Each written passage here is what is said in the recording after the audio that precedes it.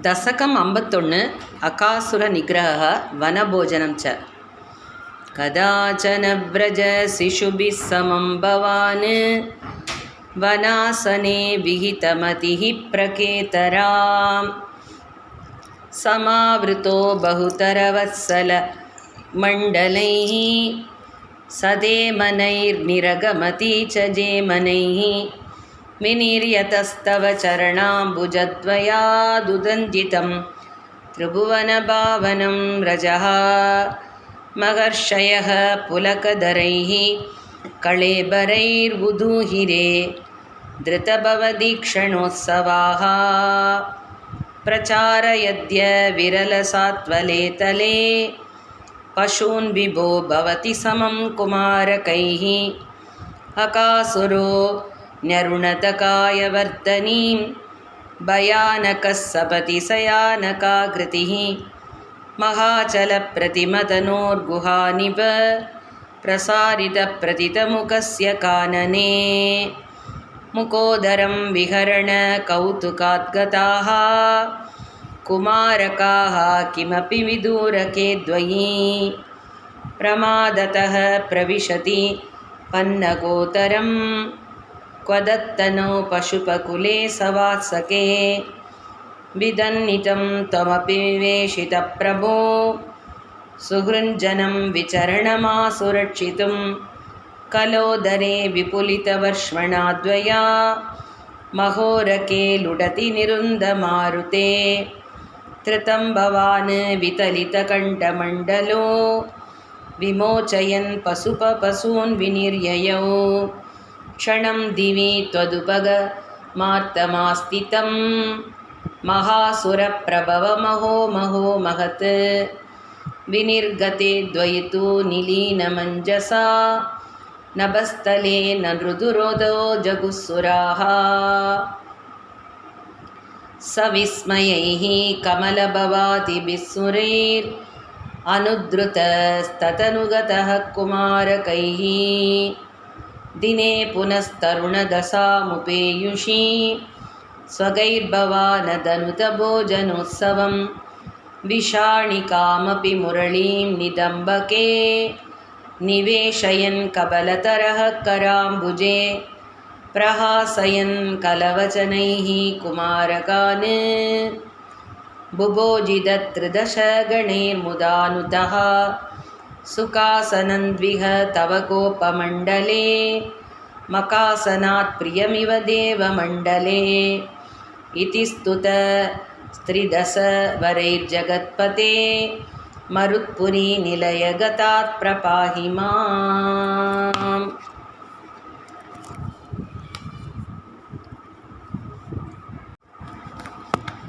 दशकम् 52 ब्रह्म गर्व समनम्। अन्यावतारनिकरेश्वरी निरीक्षितं ते भूमादिरेकमभिवीक्ष्य तथा अगमोक्षे ब्रह्मा परीक्षितुमनाहास परोक्षभावं निन्ये अथ वत्स कगणान् प्रविदत्य मायां वत्सानवीक्ष्य विवसे पशुभूत्करेतान् आनेतुकां इव दातृमतानुवर्ती त्वं स्वामि भुक्तकबलो गतवांस्तदानीं भुक्तां स्थिरो अतितसरोजभवः कुमारान् वत्सायितस्तदनुगोपगणायितस्त्वं सिक्यादिपाण्डमुरळीकवलादिरूपः प्राग्वद्विहृद्य विपिनेषु चिराय सायं त्वं मायया अत बहुधा व्रजमाययात त्वामेव चित्यकवलादिमयं तदानो भूयस्त्वमेव पशुवत्सकपालरूपः गोरूपिणी पिरभिगोपवधूमयीभिर् आसादितो असि जननीभिरतिप्रहर्षात् जीवं हि किञ्चिदपि मानवसात्त्वकीयं मत्वा धनुजैति रागपरं वहन्त्यः आत्मानमेव तु भवन्तमवाप्य सूनुं प्रीतिं ययुर्न कियतीमनिताच्च गावः एवं प्रतिक्षण विजृम्भितहर्षभार निःशेषगोपगणनालितपूरिमूर्तिं त्वामग्रजो अपि बुभुते किल वत्सरान्ते ब्रह्मात्मनोरभिमहान्युव योर्विशेषः वर्षावतौ नवपुरातनवत्सपालान् दृष्ट्वा विवेकमसृणे द्रुहिणे विमूढे प्रादीदृशः प्रतिनवान् मकुटाङ्गदाती भूषांश्चतुर्भुज युज सजलाम्बुदापान् प्रत्येकमेव कमलापरिलालिताङ्गान् भोगीन्द्रभोगशयनान्नयनाभिरामान् लीलानिमीलितदृश सनकातियोगी व्यासे विदान् कमलभूर्भवतो ददर्श नारायणाकृतिमसङ्ख्यतमान् निरीक्ष्य सर्वत्र सेवकमपि स्वमवेक्ष्य दाता मायानिमग्नहृदयो विमुमोहभायाव देगो बभूवित तथा कबलार्थपाणि नश्यन्मते तदनु विश्वपतिं मुहुस्वां नत्वा च नूतवति तातरिदामयाते बोधैः समं प्रमुदितैः प्रविशन्निकेतं वातालयाधिपविभो परिपाहि रोगात्।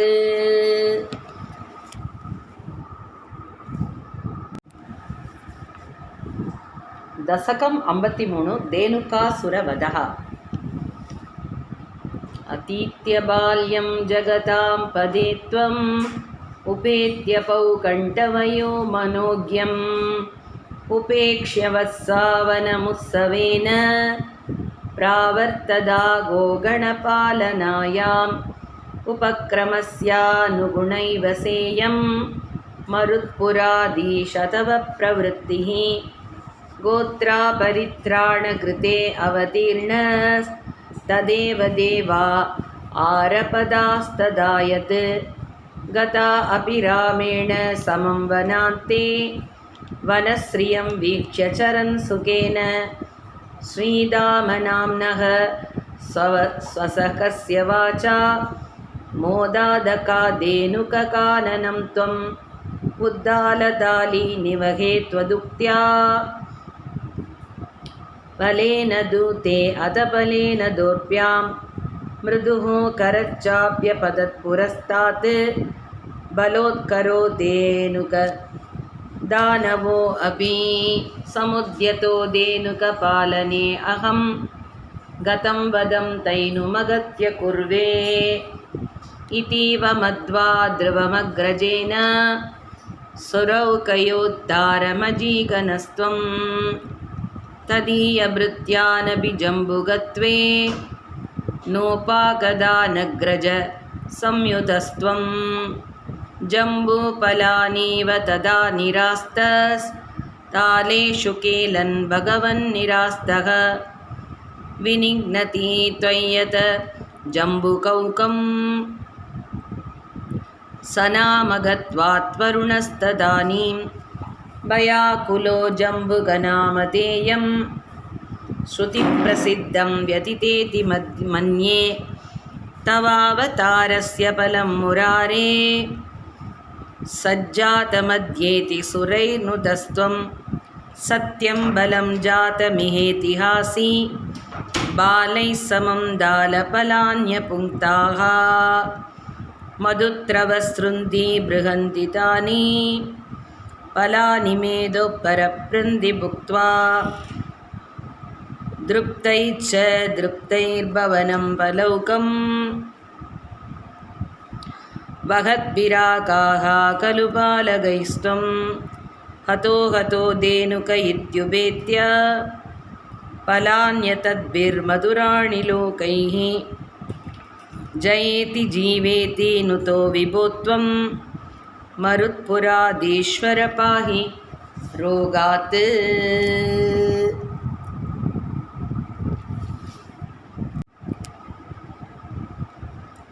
दशकं 54 काळीय विषबाधितानां गोगोपानाम् उज्जीवनम्। त्वत्सेवोद्गः सौभरिर्नाम पूर्वं काळिन्द्यत्तत्वात् शाप्तं तपस्यन् मीनव्राते स्नेहवान् भोगलोले दार्क्ष्यं साक्षादै शदाग्रे कदाचित्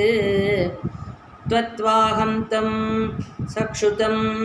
दृक्षसूनुं मीनं कञ्चिज्जक्षतं लक्षयन् सः तप्तच्चित्ते सप्तवानत्र चेत्त्वं जन्तून् भोक्ता जीवितञ्चाभिमोक्ता तस्मिन् काले कालियः श्वेलदत्पात् सर्पाराते कल्पितं भागमश्नन् देनक्रोधात् त्वत्पादाम्बोजभाजा पक्षक्षिप्तस्तत्तुरापं भयो अगात् होरे तस्मिन् सूरजानीरवासे धीरे वृक्षाः विक्षताः क्ष्वेलवेगात् पक्षीव्राताः भेदुरप्रेपदन्तः कारुण्यार्द्रं तन्मनस्तेन जातं काले तस्मिन्नेगतासीरपाणिं मुक्त्वा याते यामुनं काननान्तं त्वय्युद्धामग्रीष्मभीष्मोष्मदप्ताः गोपाला व्यापिपन् क्ष्वेलतोऽयं नश्यज्जीवान् विच्युतान् क्ष्मातलेतान् विश्वान् पश्यन्नच्युतत्वं दयार्द्रः प्राप्योपान्तं जीवयामासि तद्राक् पीयूषाम्बो वर्षिभिः श्रीकटाक्षैः किं किं जातो हर्षवर्षादिरेक सर्वाङ्गेष्विद्युत्थिता गोपसङ्गाः दृष्ट्वाग्रे त्वां त्वत्कृतं तद्विदन त्वामालिङ्गन् दृष्टनानाप्रभावाः कावस्सैवं लब्धजीवाः क्षणेन स्मितानन्दास्त्वाञ्च दृष्ट्वा पुरस्तात् रागाव वृस्सर्वतो हर्षपाष्पं व्यामुञ्चन्त्यो मन्दमुद्यन्निनादाः रोमाञ्चो अयं सर्वतो नच्छरीरे भूयस्यन्तः काचिदानन्दमूर्च्छा आश्चर्यो अयं क्ष्वेलवेगो मुकुन्देत् युक्तो गोपैर्नन्दितो वन्दितो अभूः एवं भक्तान् मुक्तजीवानभित्वं मुक्तापाङ्गैरस्तरोगांस्तनोषि तातृग्भूतस्फीतकारुण्यभूमा रोगात्पायाः वायुगेहातिनाथ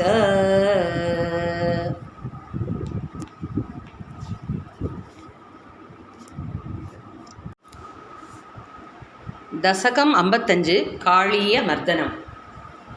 अतवारिणि घोरतरं पणिनं प्रतिवारयितुं कृतधीर्भगवन् धृतमारितधीरकनीपतरुं विषमारुतशोषितपर्णसयम् अतिरुह्य पदाम्बुरुहेण शतं नवपल्लवतुल्यमनोज्ञरुचा हतवारिणि दूरतरं न्यपत परिपूर्णितघोरतरङ्गगणे भुवनत्रयभारभृतो भवतो गुरुभारविकम्बि विजृम्भिजला परिमज्जयति स्म तनोच्चतकं तटिनी झटिति स्फुटघोषवती अत दिक्षु विदिक्षु परीक्षुपित प्रमितोत्तरवारिनिनादपरै उदकादुदकादुगराधिपति त्वदुपान्तमशान्तरुशान्तमना पणसृङ्गसहस्र विनिसृमर ज्वलतग्निकणोग्रविशाम्बुदरं पुरतः पणिनं समलोकयता बहुशृङ्गिणमञ्जनशैलमिव ज्वलतक्षिपरीक्षरदुग्रविश स्वसनोष्मपर समहाभुजग परितस्य भवन्तमनन्तबलं परिवेष्टयत स्फुटचेष्टमहो अविलोक्य भवन्तमताकुलिते तटकामिनि बालकतेऽनुगणे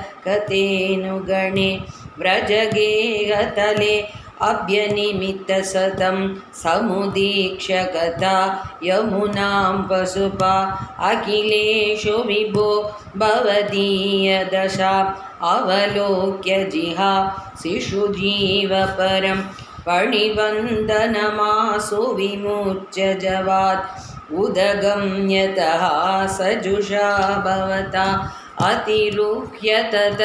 पणिराजपणान् ननृते भवता मृदुपादरुचा कलसिज्जितनो पुरमञ्जुमिलत् करकङ्कणसङ्कुलसङ्क्वणितं जहृषु पशुपास्तुतुषुर्मुनयो बभृषु कुसुमानि सुरेन्द्रगणा त्वयि नृत्यति मारुतगेहपते परिपाहि समां त्वमदान्तगतात्। दशकं 56 काळीय अनुग्रहः। रुचिरकम्पित कुण्डलमण्डल सुचिरमीश ननर्दितपन्नगे अमरताडिततुन्दुभिसुन्दरं वेति गायति दैवतयौवते नमति यत्यतमुष्य चिरोहरे परिविहाय तदुन्नतमुन्नतं परिमदन् पदपङ्करुहाचिरं व्यहरताः करतालमनोहरं त्वतव भग्नविभुग्नपणागणे कलितशोणितवादसी पणिपदावसीदति सन्नदास्ततपलास्तव माधवपादयोः अयि पुरैव चिराय परिसृत त्वदनुभावविलीनहृतो हिता मुनिभिरप्यवनवाप्यपदैस्तवैर्नुनुवरीश भवन्तमयन्त्रितं पणिवधूगणभक्तिविलोकना प्रविकसत्करुणाकुलचेतसा पणिपतिर्भवता अच्युतजीवितस्त्वयि समर्पितमूर्तिरवानमत् रमणकं व्रजवारिति मध्यकं पणिरिपुर्नगरोति विरोधिताम् इति भवद्वचनान्यमिति मानयन् पणिपतिर्निरकातुरकैः समं पणिवधूजन तत्तमणिव्रज ज्वलितहारदुकूलविभूषितः तटगतैः प्रमदाश्रुविमिश्रितैः समगताः स्वजनैर्दिवसावधौ निशि पुनस्तमसा व्रजमन्दिरं व्रजितुमक्षमयेव जनोत्करे सविधि तत्र भवच्चरणाश्रये तव कृशानुररुन्धसमन्ततः प्रबुदितानत पालय बालयेत् युधयदार्दरवान् पशुपालकान् अवितुमासु पपातमहानलं किमिह चित्रमयं खलु ते मुखं चिकिनिवर्णत एव हि भीतता परिलसत्यधुना क्रियया अभ्यसौ इति नुत पशुपैर्मुदितैर्विभो हरहरे दुरितैः सह मे गतान्।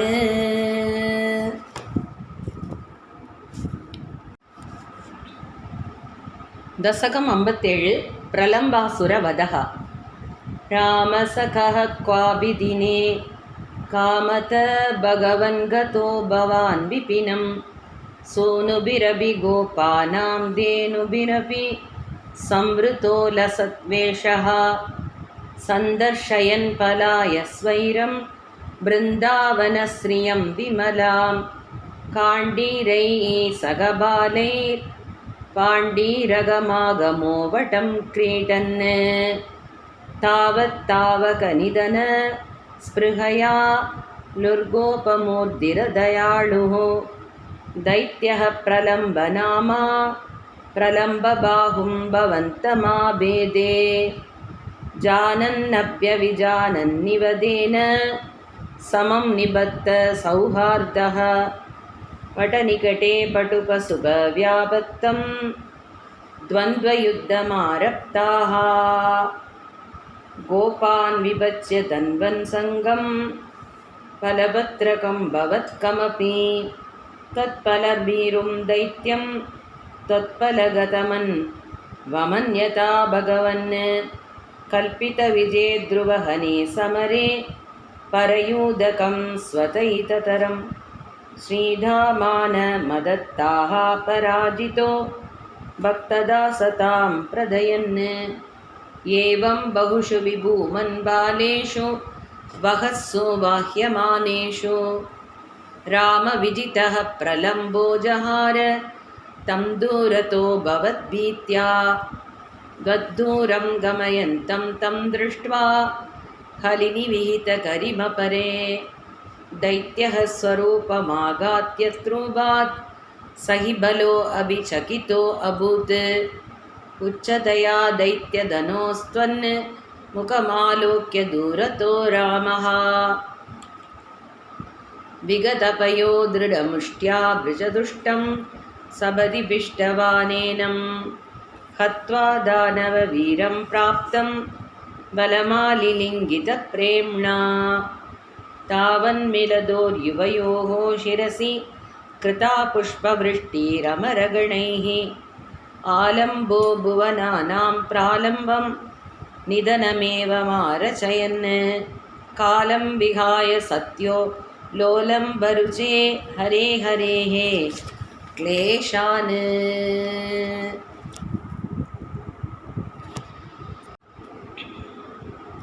दशकम् 58 दावाग्निमोक्षः ऋतुवर्णनं च द्वयिविहरणोले बालजालै प्रलम्ब प्रमदनसविलम्बे नवः स्वैरसाराः तृणकुतुकनिविष्टा दूरदूरं चरन्त्यः किमपि विपिनमैक्षीकाक्यमीषां बभूवुः अनधिगतनिदाग क्रौर्यबृन्दावनान्तात् बहिरितमुपयाताः काननं देनवस्ताः तव विरहविषण्णा ऊष्मलग्रीष्मताप प्रसरविसरदम्बस्याकुलाः स्तम्भमापुः तदनु सहसहायैर्दूरमन्विष्य सौरे कलितसरणिमुज्जारण्यसञ्जातकेतं पशुकुलमभिवीक्ष्य क्षिप्रमानेतुमारात् त्वयि गतवती सर्वतो अग्निर्जरुम्बे निर्जजुम्रे सकलहरितिदीप्ते घोरपाङ्कारभीमे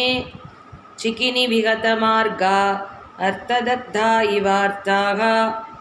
अहह भुवनबन्धो पाहि पाहीति सर्वे चरणमुपगतास्त्वां तापहर्तारमेघम् अलमलमधिपीत्या सर्वतो मीलयत्वं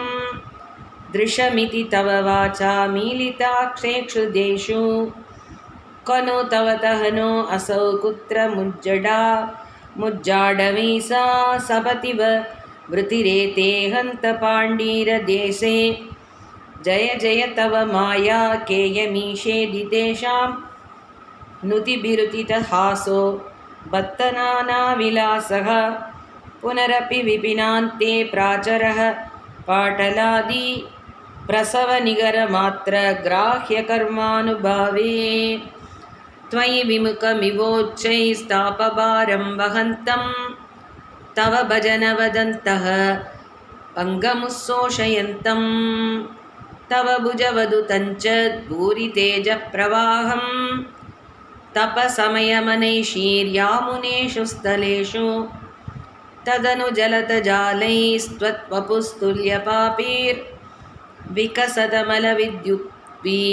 पीतवासो विलासैः सकलभुवनबाजां हर्षतां वर्षवेलां क्षितिधरगुहरेषु स्वैरवासी व्यनैषीः कुहरतलनिविष्टं त्वां कनिष्ठं गिरीन्द्रः चिकिकुलनवकेकाकुपिः स्तोत्रकारी स्फुटकुटजगदम्ब स्तोम पुष्पाञ्जलिञ्च प्रविददनुभेजे देवगोवर्धनो असौ अत चरतमुपेतां तां भवद्भक्ततेजो विमलसलिलपूरां मानयन् काननेषु तृणममलवनान्ते चारु सञ्चारयन् काः पवनपुरपते त्वं देहि मे देहसौख्यम्.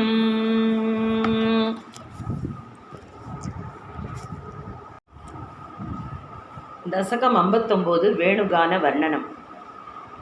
त्वत्पूर्णवकलाय कोमलं प्रेमदोहनमशेषमोहनं ब्रह्मतत्त्वपासिन्मुदात्मकं वीक्ष्य मुमुहुरन्वहं स्त्रियः मन्मतोन्मती तमानसाक्रमात् तत्विलोक नरतास्ततस्ततः गोपिकास्तव न सेहिरे हरे गाननोपगदिमप्यहर्मुखे निर्गते भवति तत्तदृष्टयस्त्वद्गतेन मनसा मृगेक्षणाः वेणुनादम् उपगर्ण्य दूरतस्त्वत्विलास कथया अपिरेमिरे काननान्तमितवान् भवानपि स्निग्धपादतले मनोरमे व्यत्ययाकलितपादमास्थितः प्रत्यपूरयत वेणुनालिकां मारबाणदुदकेसरीकुलं निर्विकारपशुपक्षिमण्डलं द्रावणं च दृशदामभिप्रभो तावकं व्यजनी वेणुकूजितं वेणुरन्त्रतरलाङ्गुलीतलं दालसञ्चलितपादपल्लवं तस्थितं तव परोक्षमव्यहो संविचिन्त्य मुमुहुर्व्रजाङ्गनाः निर्विशङ्ग भवतङ्गदर्शिनीः केसरी गगं मृगान् पशूनपि त्वत्पदप्रणयी काननं च ताः धन्यधन्यमिति नन्वमानयन् आभिपेयमतरामृतं गता वेणुभुक्तरसशेषमे गता दूरतोपदकृतं दुराशयेत् याकुला मुहुरिमा समामुहन् प्रत्यहञ्च पुनरिद्धमङ्गना चित्तयोनि जनिताननुग्रहात् पत्तरागविवशास्त्वयि प्रभो नित्यमापुरिह कृत्यमूढतां रागस्ताद्वज्जायते हि स्वभावान् मोक्षो बायो यत्नतः स्यान्न वा स्यात् दासान्देकं तद्वयं लब्धमासीत् भाग्यं भाग्यं पाहि मां मारुतेश.